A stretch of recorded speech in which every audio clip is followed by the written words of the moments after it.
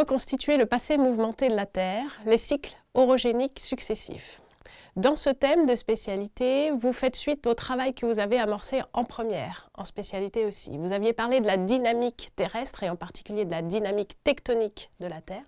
Et bien ici, on s'intéresse justement à reconstituer cette dynamique, mais par le passé. On va étudier les traces éventuelles laissées à la surface de la Terre, mais aussi toutes sortes d'indices géologiques qui permettent de reconstruire l'histoire de la tectonique terrestre.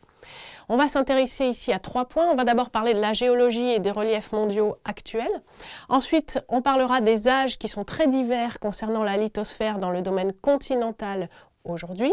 Et enfin, on reviendra donc sur la dynamique des plaques lithosphériques et donc sur cet essai de reconstitution de l'histoire mouvementée de la Terre. À ce moment-là, on essaiera de définir ce qu'on appelle les cycles orogéniques et de montrer qu'ils se sont enchaînés, qu'il y a eu différents cycles successifs au cours de l'histoire de notre planète. Alors, on va commencer avec la géologie et les reliefs mondiaux actuels. Pour ça, on va se baser sur l'étude d'un certain nombre de cartes. Sur cette première carte, vous avez la géologie, donc les terrains qui se trouvent à l'affleurement sur Terre actuellement. Je vous rappelle qu'on appelle à l'affleurement des roches qui se trouvent en surface de la Terre et qui sont donc observables directement par le géologue sur les terrains. Et donc, on a reconstitué la carte de l'ensemble des terrains qui affleurent. Sur ce document, vous avez à la fois la nature des terrains, c'est-à-dire la nature des roches qui les constituent, à l'affleurement, donc en surface, mais vous avez aussi leurs âges. Donc on peut ici voir comment s'organisent en fait les différentes roches que l'on trouve à l'affleurement sur Terre. De façon plus classique, vous avez ici sur cette deuxième carte la répartition des reliefs mondiaux. Et ce qui nous intéresse ici, ce sont surtout les reliefs continentaux. Vous voyez que sur Terre, les reliefs sont variés et qu'un type de relief n'est pas associé à une zone particulière de la Terre. On va s'intéresser particulièrement aux zones de relief élevées. On appelle ces reliefs élevés des orogènes ou plus simplement des chaînes de montagnes. Donc ce terme orogène, vous devez le connaître. Un orogène est un massif montagneux actuel. Il résulte d'un mécanisme d'orogénèse, c'est-à-dire de mise en place d'une chaîne de montagnes. Cela peut se faire par différents mécanismes tectoniques, par exemple la collision de 2 plaques lithosphériques continentales qui va donner naissance à une augmentation de l'épaisseur de la lithosphère, de la croûte en particulier, et donc à la mise en place de reliefs. Donc ces orogènes, si on regarde la carte mondiale, se trouvent par exemple en Amérique du Nord, au niveau de l'ouest de l'Amérique du Nord, ce sont les Rocheuses. Vous en avez aussi sur tout le Moyen-Orient et l'Asie, avec les reliefs les plus hauts au niveau de l'Himalaya. Et puis vous en avez de façon plus restreinte en termes de surface en Europe avec la chaîne des Alpes sur laquelle nous reviendrons particulièrement dans d'autres séquences. Enfin, je vous présente sur ce 3e document une carte plus simplifiée qui fait en fait la synthèse des 2 cartes précédentes, c'est-à-dire à la fois la géologie mondiale mais aussi les reliefs mondiaux. Sur cette carte, on retrouve, alors je ne vais pas tout détailler, mais on retrouve notamment les orogènes actuels, c'est-à-dire les chaînes de montagnes que l'on observe aujourd'hui, notamment celles dont je parlais en Amérique du Nord à l'ouest, et puis par exemple la chaîne alpine. Et puis on retrouve aussi des zones qu'on appelle des cratons. Alors les cratons, ce sont des zones anciennes en fait de lithosphère continentale constituées de boucliers et de plateformes. Dans les boucliers, on a affleurement de roches qui sont de nature magmatique ou métamorphique, typiquement des granites ou des roches de la même famille, des granitoïdes dans le domaine continental. Et les plateformes sont des zones, elles, constituées de roches sédimentaires. Nous allons passer maintenant à la 2e partie qui présente les âges de la lithosphère continentale. Si on s'intéresse à cette carte ici qui vous présente de façon simplifiée la répartition de l'âge des lithosphères continentales, eh bien on se rend compte qu'en fait l'âge peut varier énormément. Les plus vieilles roches de la lithosphère continentale, vous retrouvez par exemple au Canada, on parle de gneiss d'Acasta dans le nord du Canada, eh bien nous avons des roches continentales qui ont plus de 4 milliards d'années. Je vous rappelle que la Terre a 4,5 milliards d'années, eh bien on trouve des roches continentales qui ont quasiment l'âge de notre planète. Et puis on en trouve aussi des plus récentes, qui n'ont seulement que quelques millions d'années, quelques centaines de millions d'années. En réalité, on trouve au niveau des cratons, que j'ai définis tout à l'heure, les roches les plus anciennes, souvent d'âge supérieur à 2,5 millions d'années. Et puis on trouve au niveau des orogènes, des roches beaucoup plus récentes. Les orogènes qui sont visibles actuellement, donc ce sont des montagnes de relief élevé, ont des âges inférieurs à 200 millions d'années. Néanmoins, il existe aussi des orogènes anciens, ce qu'on appelle des chaînes de montagnes anciennes.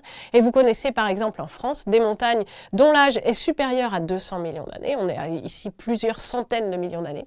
Par exemple le Massif central ou le Massif armoricain. Ces chaînes de montagnes anciennes présentent des reliefs bien plus bas et des surfaces beaucoup plus émousses et beaucoup plus arrondies par rapport aux orogènes récents. Plus précisément, on peut s'intéresser, il existe plusieurs scénarios, plusieurs théories concernant la mise en place de la croûte et de la lithosphère continentale. Ici, je vous présente un graphique qui nous montre donc la croissance du domaine continental au cours du temps. Ici, vous avez le temps qui nous sépare depuis la formation de la Terre, autour de 4,5 milliards d'années. Et puis, le pourcentage, en termes de surface, de la croûte continentale actuelle. Alors on va même dépasser à un moment les 100% puisqu'il y a eu une époque où le total de surface des continents pouvait être supérieur à ce qu'on observe aujourd'hui. Mais il existe différents scénarios, j'en ai représenté que 2. En fait, il y a différentes hypothèses selon les chercheurs.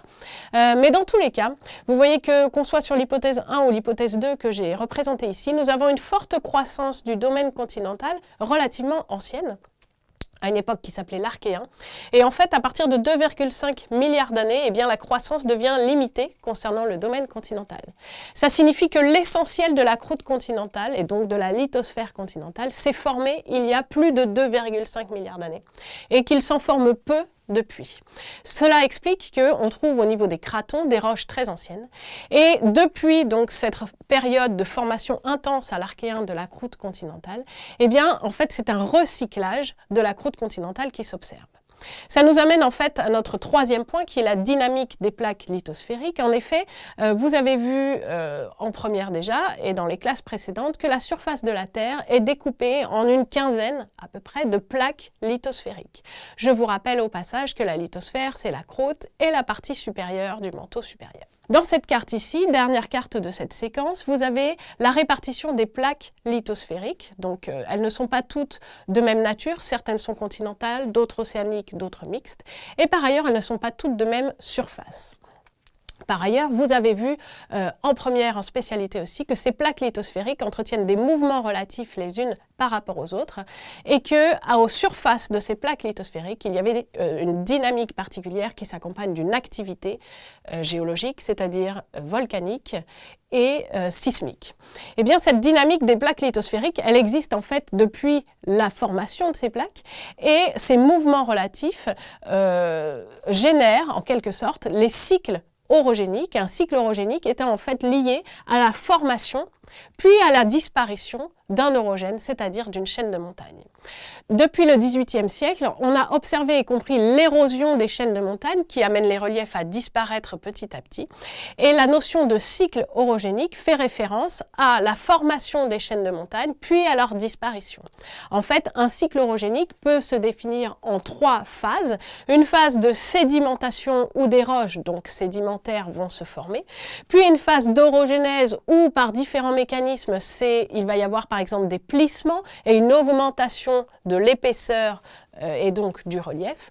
Et enfin, qui dit mise en place d'un orogène dit, à cause du climat, à cause du vent, à cause de la pluie et d'événements externes, dit forcément donc pénéplanation. La pénéplanation correspond à l'érosion progressive des massifs montagneux. L'observation sur Terre de ces plaques lithosphériques et de leurs mouvements, mais aussi l'observation d'orogènes récents et de restes d'orogènes anciens, a donc permis petit à petit de reconstituer le passé de la Terre et de comprendre que des cycles orogéniques successifs se sont enchaînés à la surface de la Terre, avec formation d'orogènes, puis disparition de ces orogènes. Cependant, la formation de ces orogènes, donc de ces chaînes de montagnes, est en réalité liée à des cycles plus globaux de mouvement des plaques, qu'on appelle les cycles de Wilson et qu'on détaillera dans une autre séquence.